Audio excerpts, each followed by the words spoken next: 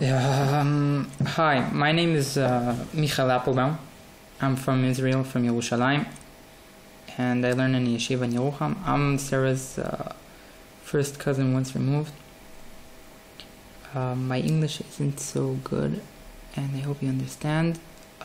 This will be to Leilui Nishmat Sarah Rivka Bat Harav Nachum Mendel. Okay, I'm going to talk about Psalm 63, Samech Gimel. This psalm talks about the yearning of man for God. This psalm has a very strong expression of this desire. I would like to use this psalm as a springboard for a discussion about the spiritual process of yearning for God. Longing for God is an essential part of our relationship with Him.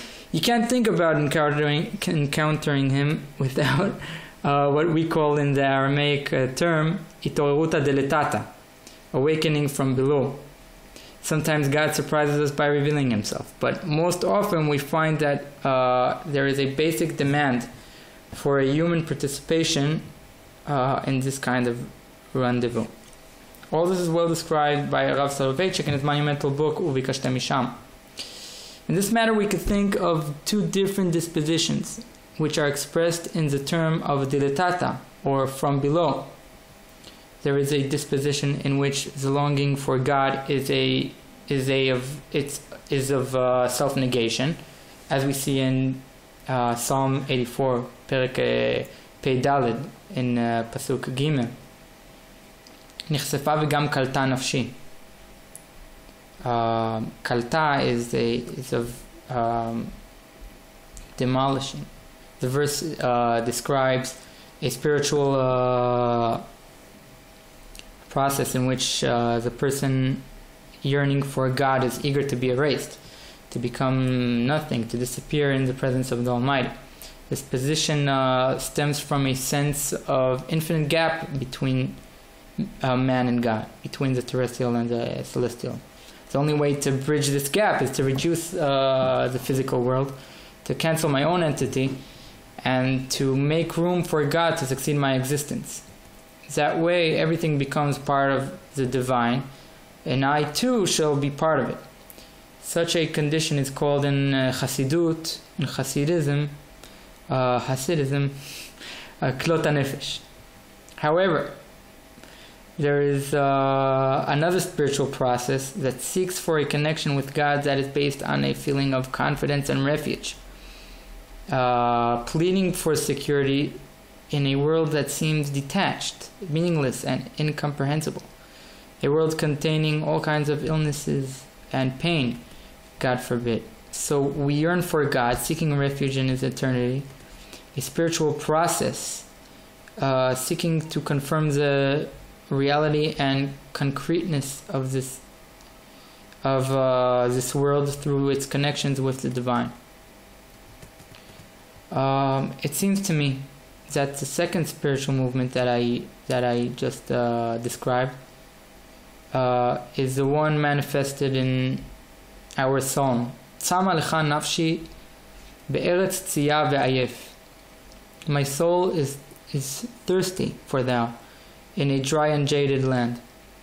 In contrary to the description of the first disposition, the one of the self-negation, the motif used in our psalm is of thirst. Thirst is a metaphor of insufficiency, which craves to fulfill itself and reach saturation. This is not a position of idling, but of self-approval. Anyone familiar with the desert knows that the most noticeable feature of the desert, probably more than the intense heat, is the shortage of water. The extreme conditions of the desert makes this thirst even greater, metaphorically denoting the longing for God. Perhaps trying to say that our world is a desert of spirituality. This is clear to King David. However, he asks more than that. He asks the Holy Temple. He asks that the Holy Temple, which seemingly has all the tools necessary to call for God laid before us, in a place which we can't call a spiritual desert. Even there, we need a lot of strength to beg for God. Yehi Ratzon, we will remember in days of happiness, when the world looks real and concrete, as well as we do in days of sorrow, to pray and ask for God with all our hearts. One final note. Verse 10, Pasuk Yud, says that the villains want my Shoah, my Holocaust. I'm uploading this video in the Memorial Day of the Holocaust in Israel, and the term Shoah in Hebrew describes a wasteland, destruction, and disaster. However, in English and French, the word Shoah is translated as Holocaust, which is in Latin a Latin word meaning Korban Olah. Olo, cost, cause because of Olah, which, as we know, is an offering that is burned completely. In my opinion, the use of the term implies a certain theological outlook towards the Holocaust, the Shoah, and I do not necessarily agree with it. Are we obliged to perceive the victims of the Shoah as a korban rising entirely on the altar? Use of the Hebrew language shows that we perceive the Holocaust as a tragedy of the Jewish people, but we do not see an offering. We do not agree to be sacrificed, and we will not approve to marvel in the face of death. Our wish is to fight death and win. We, as representatives of God on earth, we fight evil and bring forth the kingdom of good. Therefore, the last verse of the psalm ends with the victory of the king and his joy.